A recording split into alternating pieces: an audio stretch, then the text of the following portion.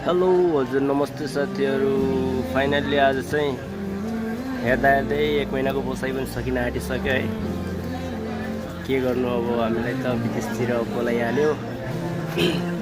जे होस् जे चिजको लागि आएको थियो त्यो चिज चाहिँ सफल भयो होइन। आगामी दिनहरूमा चाहिँ हरेक कुराहरू देशको नीति नियम हरेक कुराहरू राम्रो बन्दै जाओस् ताकि हामीहरू भोलि बिहान आइसकेपछि नेपालमा आएर केही गर्ने वातावरण बनोस् होइन। 1 महिनाको बिदा थियो। 1 महिनाको बिदामा चाहिँ जे होस् सोचे जस्तो यो चाहिँ सफल भयो भनौँ न।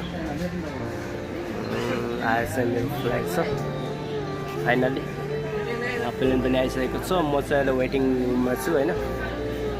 जे होस् अब पुरानो सिस्टम भन्दा चाहिँ अहिलेको नयाँ सिस्टम चाहिँ राम्रो भइरहेर जाओस् होइन। हामी अब विदेशमा गएर काम गर्ने मान्छेहरूलाई पनि नेपालमै आएर केही गर्ने वातावरण बनाइदियोस् सरकारले होइन।